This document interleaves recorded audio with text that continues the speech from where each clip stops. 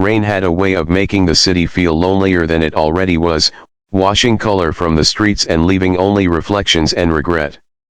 On one such afternoon, a small hand tugged at a man's sleeve, and everything he thought he knew about walking past pain began to unravel.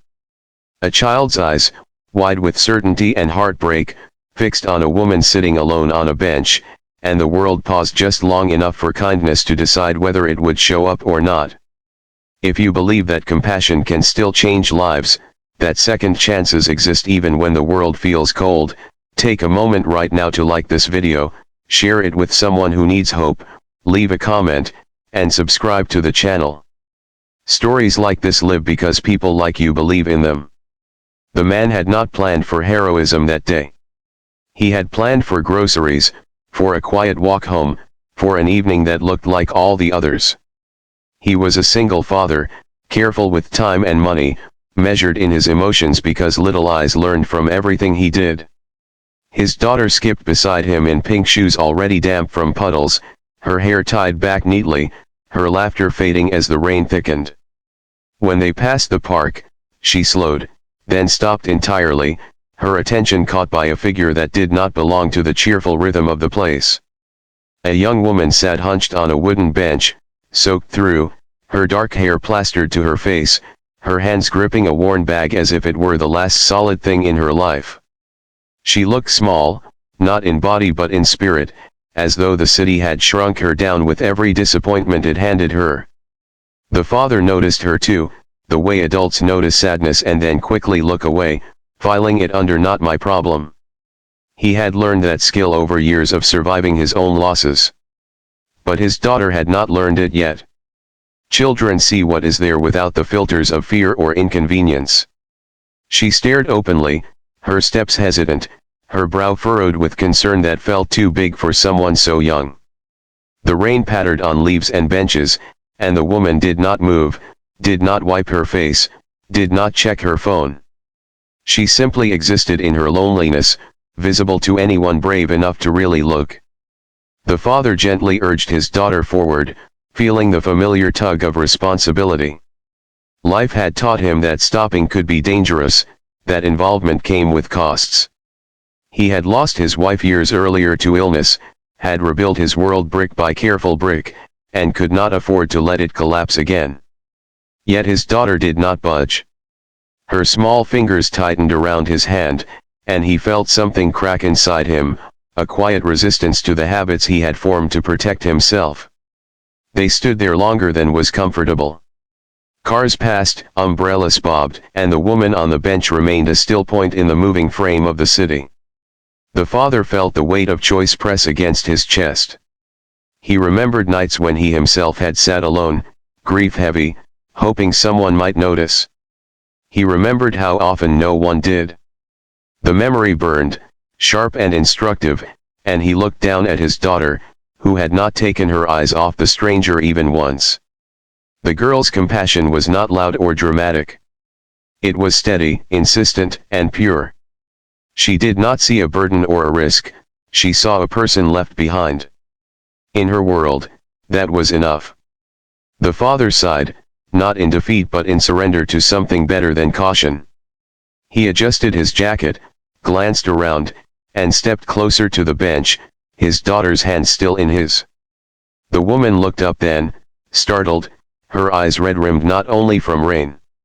There was fear there, and embarrassment, and the fragile hope that comes when someone acknowledges your existence after you have started to doubt it matters. Up close, the father could see how young she was, barely older than he had been when responsibility first weighed him down. Her clothes were clean but worn, her shoes cracked at the seams. She smelled of rain and soap, the scent of someone who tried to hold on to dignity even as life slipped away. The park around them felt quieter, as if the trees themselves leaned in to listen. The father felt the pull of empathy tug him forward, and he did something he had not done in years. He stayed. He did not rush. He did not assume. He simply offered presence, the rarest currency in a busy world.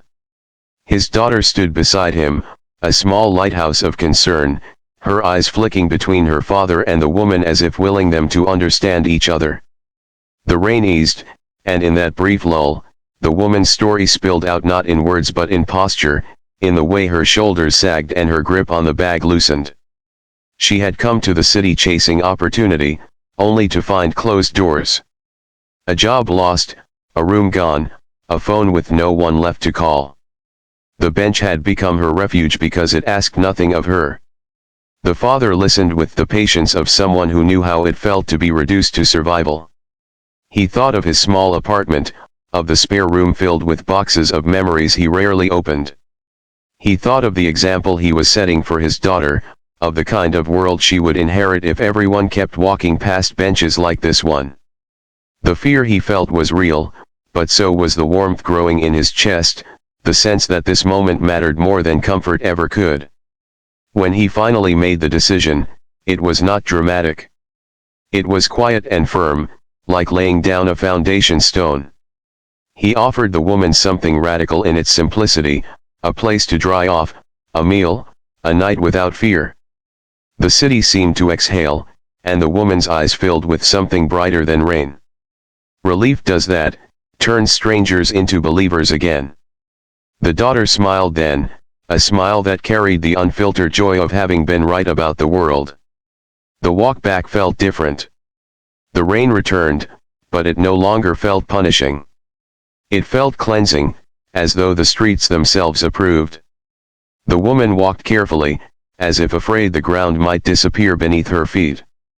The father noticed how she stayed a step behind, not wanting to intrude, and how his daughter slowed so they could all move together. The apartment door opened to warmth and light, modest but welcoming. Towels appeared, soup simmered, and the night unfolded with the quiet grace of small mercies stacking up into something life-changing. Days turned into weeks. The woman did not overstay her welcome, she helped where she could, cooked, cleaned, applied for jobs with a determination fueled by gratitude and renewed hope. The father watched her rebuild herself piece by piece, the way he had once rebuilt himself after loss. His daughter watched too, learning lessons no book could teach. She learned that kindness was not a fairy tale concept but a practice, something you did even when it was inconvenient or scary. The challenges did not vanish. There were awkward moments, tight finances, nights when doubt crept in.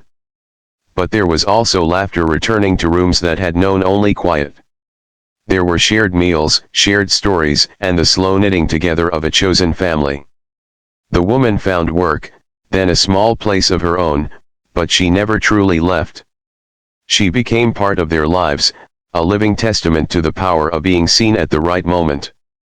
Years later, the father would look back on that rainy afternoon as the day his world expanded rather than narrowed.